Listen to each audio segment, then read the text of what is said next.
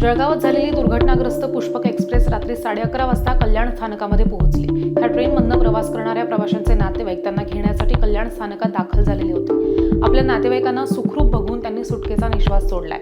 दरम्यान ह्या एक्सप्रेसमधून प्रवास करणाऱ्या संदीप जाधव ह्या प्रवाशानं घडलेली घटना कथन करताना चालत्या एक्सप्रेसमधून प्रवाशांनी मारलेल्या उड्या आणि समोरून आलेल्या एक्सप्रेस खाली चिरडले गेलेले प्रवासी ह्याचं केलेलं वर्णन हे अंगावरती काटा आणणारं होतं।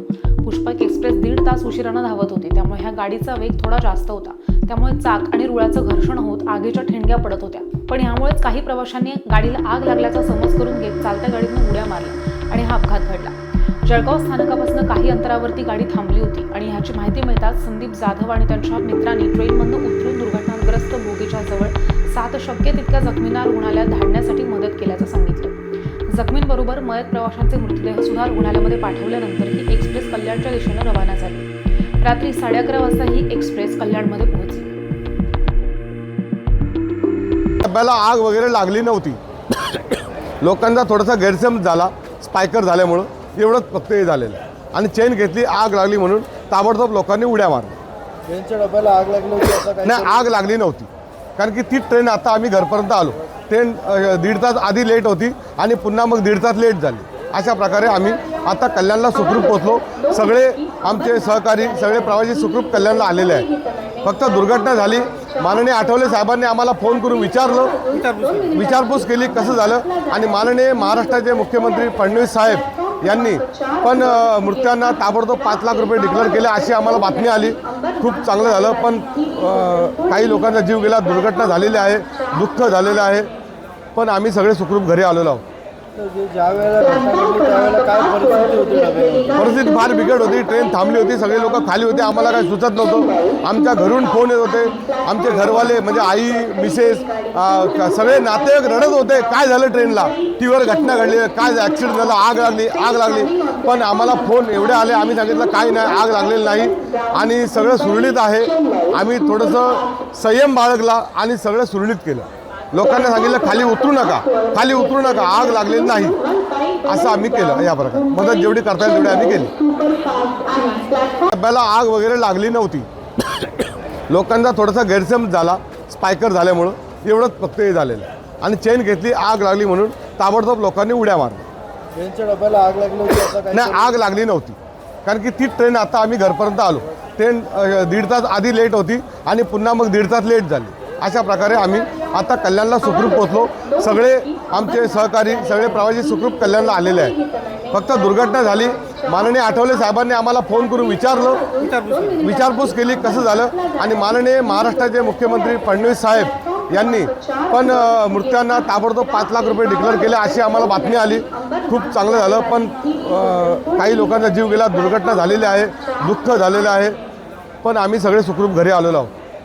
ज्या वेळेला घटना घडली त्यावेळेला काय परिस्थिती होती डब्याची? परिस्थिती फार बिकट होती। ट्रेन थांबली होती, सगळे लोक खाली होते, आम्हाला काही सुचत नव्हतं। आमच्या घरून फोन येत होते, आमचे घरवाले म्हणजे आई, मिसेस, सगळे नातेवाईक रडत होते, काय झालं ट्रेनला, टीव्हीवर घटना घडली, काय ॲक्सिडेंट झाला, आग लागली।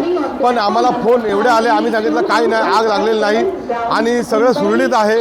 आम्ही थोडंसं संयम बाळगला आणि सगळं सुरळीत केलं। लोकांना सांगितलं खाली उतरू नका, आग लागलेली नाही, असं आम्ही केलं। या प्रकारे मदत जेवढी करता येईल तेवढी आम्ही केली। जाधव, आम्ही बुद्ध घ्यायला गेलो होतो लखनौवरून आम्ही ट्रेन पकडली पुष्पक लखनौ ते मुंबई। ती ट्रेन आमची भुसावळला आल्यावर 1.5 तास ही ट्रेन लेट होती आणि 1.5 तास लेट असल्यामुळं भुसावळच्या नंतर ती ट्रेन मला तरी वाटतो, कारण मी त्या एसीमधून मी दरवाजापाशी आलो होतो, तेव्हा मी तो स्पीड बघितला होता। स्पीड खूप भयानक होता आणि अचानक ती गाडी नंतर थांबल्या गेली आणि थांबल्यानंतर आम्हाला समजलं काहीतरी झालेलं आहे। जसं आम्हाला समजलं तसं आम्ही बाहेर उतरून पाहिलं तर कोण बोलले आग लागले, कोण बोलले त्या गाडीने काहीतरी लोक चिरडले लागले। मग आम्ही उतरून जेव्हा पाहिलं तर आग वगैरे काय लागली नव्हती। पण तेवढे त्या डब्यातून उतरलेली लोक एवढी भयानक घाबरली होती आणि त्यांना बघून आम्ही पण घाबरलो होतो. आणि जेव्हा आम्ही तिथं गेलो परिस्थिती बघत तिथं भरपूर लोक गाडीखाली चिरडली होती. एक बाई तर लेडीज ती मेलला चिटकून पुढं आली होती. तिला काही लोक काढण्यासाठी प्रयत्न करत होते. म्हणजे एकदम भयानक परिस्थिती होती आणि अक्षरशः लोक घाबरली होती. आणि तिथल्या आजूबाजूच्या गाववाल्यांनी थोडे लवकर फटाफट येऊन जरा मदत केली आम्हाला. तिथे अर्धा एक तास आमचा तिथे गेला. 1 तासानंतर आमची गाडी ते काढली. पण ट्रेनमधले लोक अक्षरशः घाबरली होती. नाशिकवर येतो असा हा प्रकार घडलेला आहे.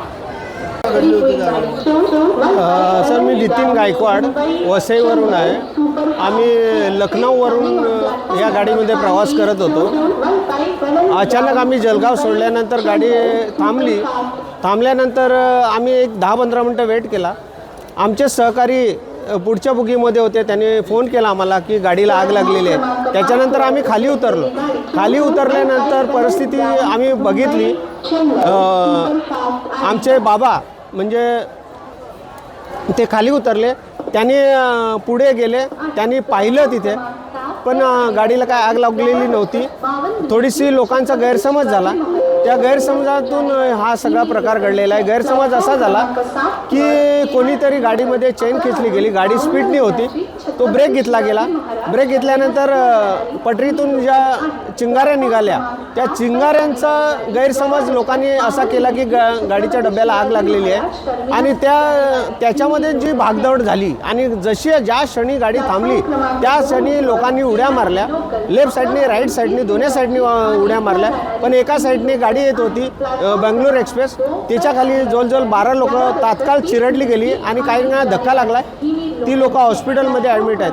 पण त्या क्षणी आम्ही म्हणजे आमचे बाबा दिनेश जाधव यांनी आम्ही त्या तिथ्याने दोन बॉड्या आम्हाला दिसल्या. पण बाकीच्या बॉड्या दिसल्या नाही. कारण त्या ज्या बॉड्या होत्या त्या ट्रेनला अटकलेल्या होत्या. 2 बॉड्या त्या आम्ही बघितल्या.